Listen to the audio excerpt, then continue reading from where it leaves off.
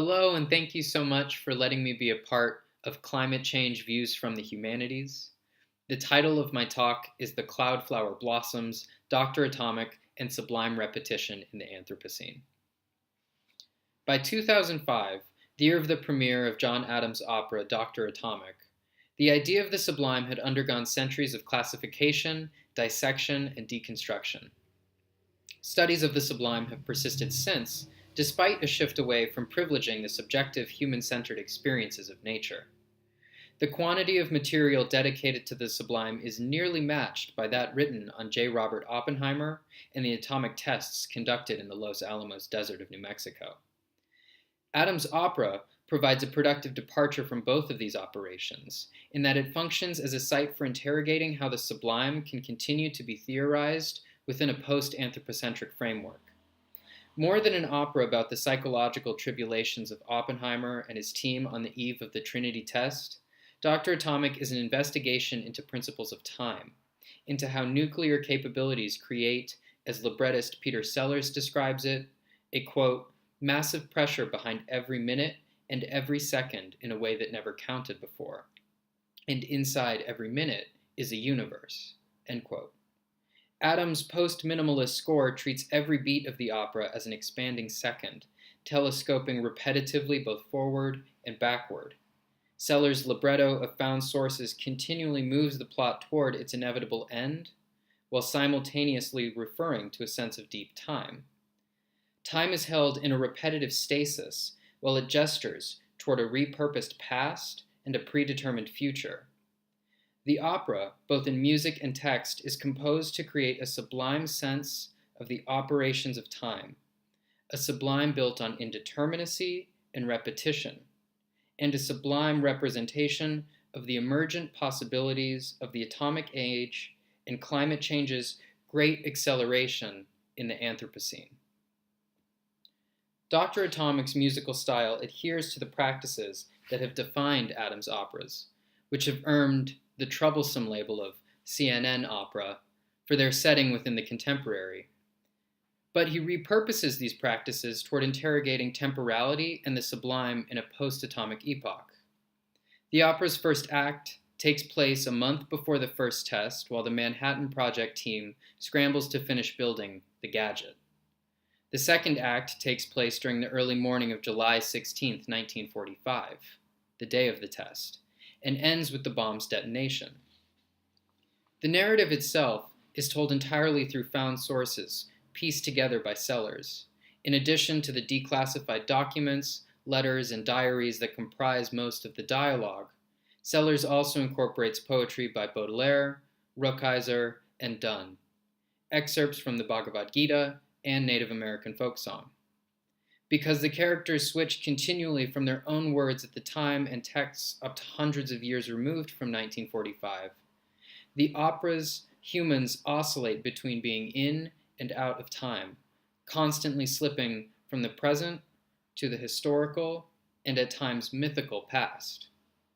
Adams' music achieves a similarly destabilizing effect. His style is heavily comprised of ostinati, short repeating musical figures, which create a sonic fabric that eschews readily apparent compositional patterning and musical hierarchies of melody and harmony. The minimalist passages are non-representational in the traditional motivic sense, and often refer to nothing other than the passing of time. Within this musical fabric are significant ruptures, moments within the opera that foreground their conventionality as arias, choruses, and the like. Like Sellers' libretto, the music oscillates between an ongoing present and moments whose historical nature and disconnectedness from the present are highlighted. Toward an understanding of how temporality affects and is affected by sublimity, a working definition of the sublime as it operates in Adams' opera must first be established. The sublime to which I will be referring incorporates elements of and responds to both the Kantian and Burkean sublime, but is also based in part on Kina Brillenberg-Wort's musical sublime. The sublime, as Kant describes it, comes predominantly in two forms: the mathematical sublime in which the human subject is confronted with an infinite or massive sight that transcends human perceptual faculties, and the dynamic sublime, in which the sight of immense power destabilizes the human subject. This destabilization is followed by a recuperation and elevation of the imagination.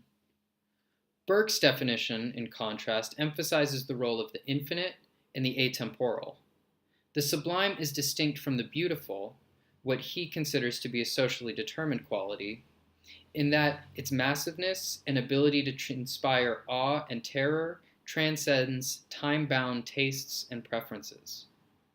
The Burkean sublime also accounts for what he calls the artificial infinite, in which the repetition of sound creates an ongoing sense of expectation, surprise, and satisfaction that could potentially, in terms of how the listener perceives it, repeat infinitely. Voort theorizes the musical sublime as a variant of these definitions, in that it is marked by qualities of suspension and liminality. Because musicality is defined by its indeterminacy and indefinition, it is both non-representational and exists in a continually occurring, yet continually disappearing present. The musical form of the artificial infinite becomes such by nature of the sign continually deferring its signified. Its fluidity and state of indeterminacy create the sense of the sublime. Therefore, the recuperation Kant describes, the Wordsworthian return sadder but wiser, is replaced with constant reinvention. Adams' music and Sellers' libretto maintain this state of reinvention by revising the motivic principles that organize Wagnerian composition toward a minimalist aesthetics. The core of Adams' compositional technique is a variation of Wagnerian leitmotif through its use of motivic material that interrupts the minimal ostinati. Motivic composition complicates timescales and, by means of its referentiality to past and future iterations, undermines temporal linearity toward a temporal collapse. Adams' ostinati create what Yayoi Uno Everett refers to as filler music. The filler music is then punctuated by prototopics, topics, stylized quotation of other musical pieces, and electronic collage of recorded sounds.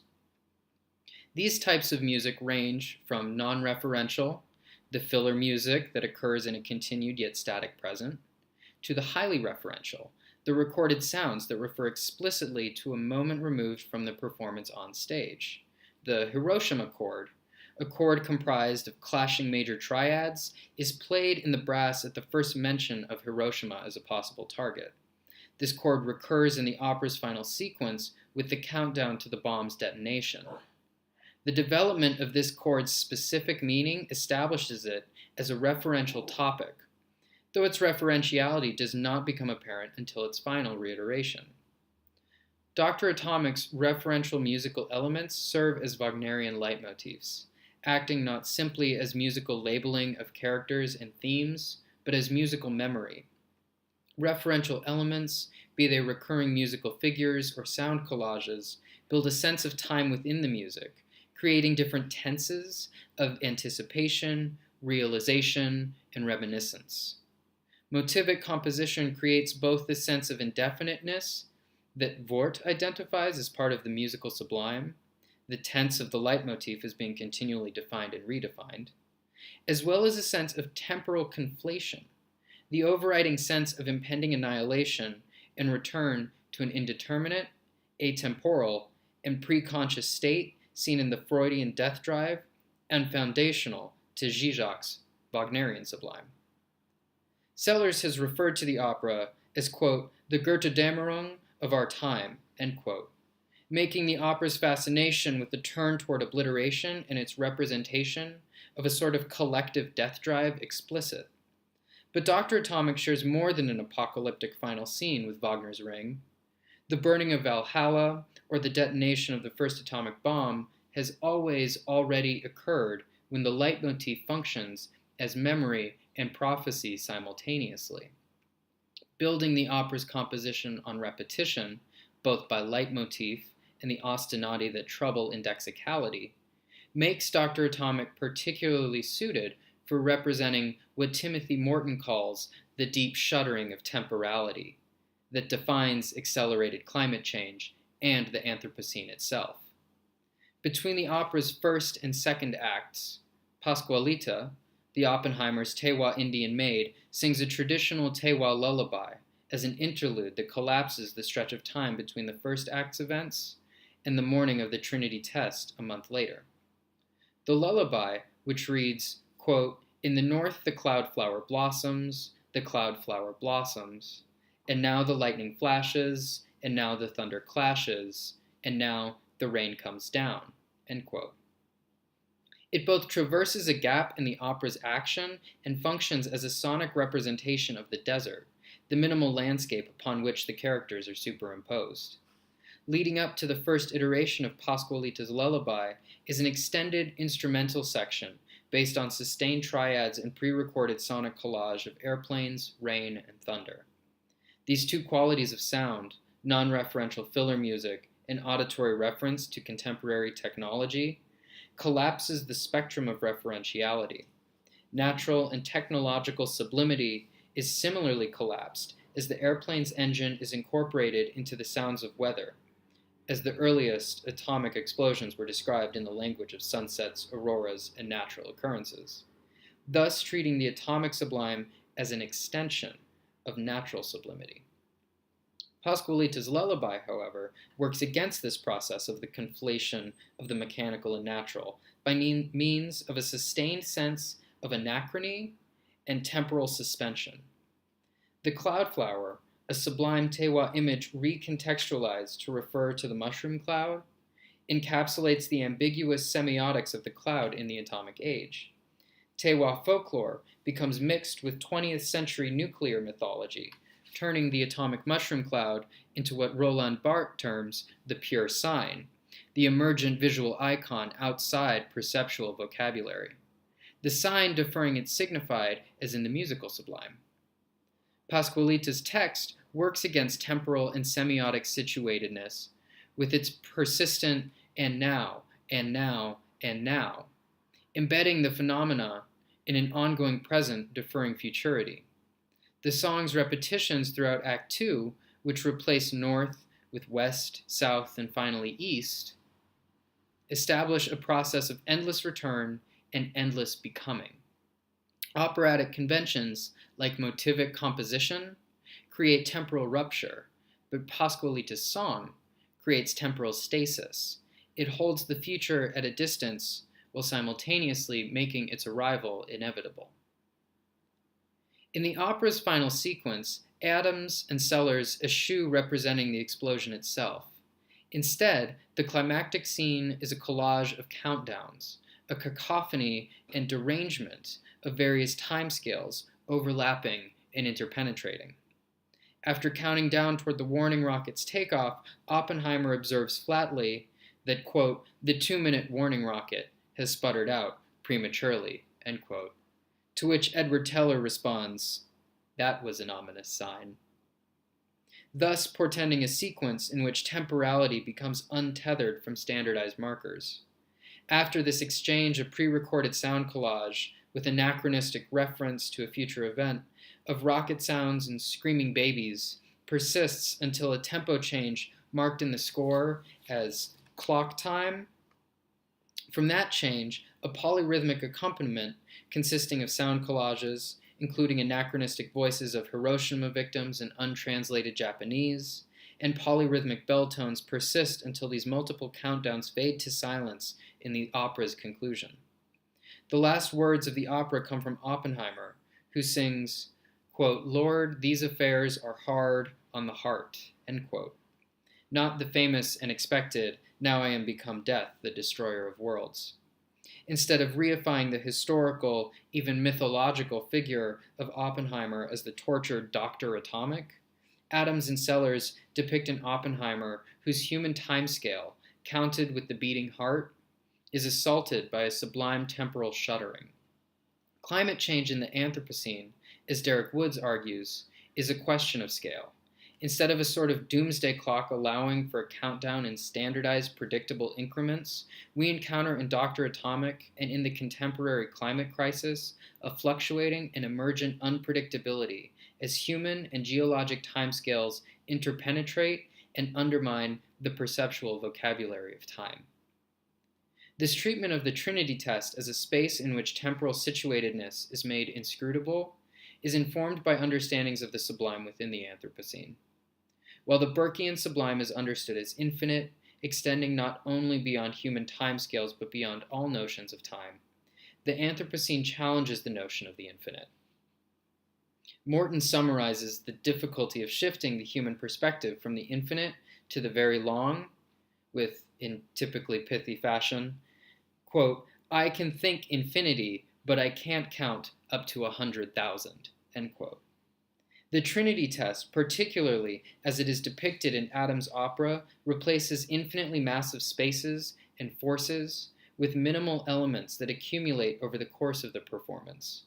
Each minimal piece becomes part of a large finitude that does not allow the imaginative recuperation afforded by the dynamic sublime, but one that forces a reckoning with our position within the sublime.